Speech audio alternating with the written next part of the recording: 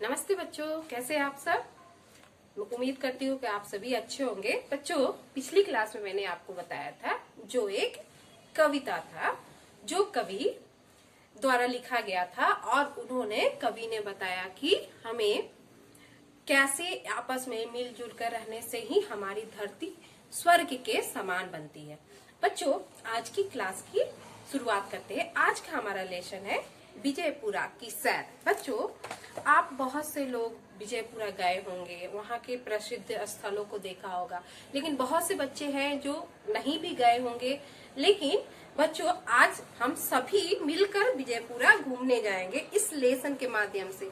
इस लेसन में हम जानेंगे बच्चों कि वहाँ पे क्या दर्शनीय स्थल है और विजयपुरा का प्रसिद्ध स्थल क्या है। ये सभी जानकारी इस लेसन के द्वारा हम प्राप्त करेंगे। बच्चों, तो आइए आप हमारे साथ इस लेसन को पढ़िए। विजयपुरा की सैर नंबर 88। विजयपुरा की सैर। विजयपुरा इतिहास प्रसिद्ध दर्शनीय स्थल है। यह बीजापुर के नाम से जाना जाता है था। इस पाठ द्वारा बीजापुरा और उसके आसपास के जगहों का परिचय प्राप्त किया जा सकता है। सारी दुनिया के अत्यंत विशाल राष्ट्रों में भारत का स्थान 7वां है। इस विशाल राष्ट्र में असंख्य दर्शनीय स्थल है। उनमें से कर्नाटक राज्य का विजयपुरा शहर भी एक है। यह शहर बेंगलुरु के पश्चिमोत्तर दिशा में करीब 579 किलोमीटर की दूरी पर बसा हुआ है। यह आदिल शाह की राजधानी के रूप में विश्व विख्यात था। आजकल यह भारत देश के प्रमुख दर्शनीय प्रवासी केंद्रों में से एक है। विजयपुरा तथा उसके आसपास करीब 300 से भी ज्यादा दर्शनीय स्थल हैं। इन्हें देखने के लिए अत्यंत देश विदेशों से असंख्य पर्यटक व सैलानी यहाँ आया करते हैं। विजयपुरा शहर के चारों ओर 6.25 मील लंबी प्राचीर है। यह पत्थरों से बांधी गई है। इस शहर का बड़ा हिस्सा किले की चार दीवारी के अंदर बसा हुआ है।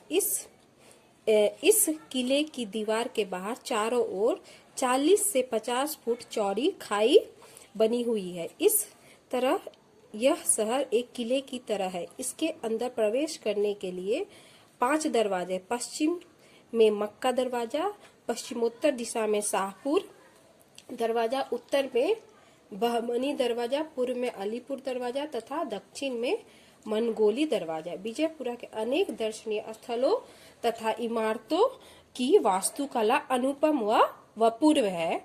यहाँ स्थित गोल गुम्बद संसार भर में प्रसिद्ध है। मोहम्मद आदिल शाह ने इसे बनवाया था। गोल गुम्बद एशिया खंड का प्रथम व दुनिया भर का दूसरा विशाल गुम्बद है। इसकी दीवारों में किसी भी तरह की आवाज करीब 10 बार गूंजती है। यदि दीवार के नजदीक फुसफुसाते हैं तो अत्यंत धीमी आवाज भी बड़ी दूर से दीवार में स्पष्ट सुनाई देती है। इसलिए यह गुम्बद फुसफुसाने वाली गुम्बद नाम से प्रसिद्ध हो जाता है। गुम्बद के अहाते में मोहम्मद तथा उसके निकटवर्तियों की कृतियां समाधियां हैं। इनमें निचले हिस्से में वास्तविक समाधियां हैं। मोहम्मद आदिल शाह अपनी मृत्यु के बाद अपने देह को अत्यंत पवित्र स्थान में दफनाने की इच्छा रखते थे। इसलिए उन्होंने ईरान के हजरत मोहम्मद साहब के नवासे हुसैन साहब की समाधि के पास से पवित्र मिट्टी मंगवा ली थी और उसे अपनी मृत्यु के बाद अपनी कब्र में डाल कर दफनाने की हिदायत दी थी।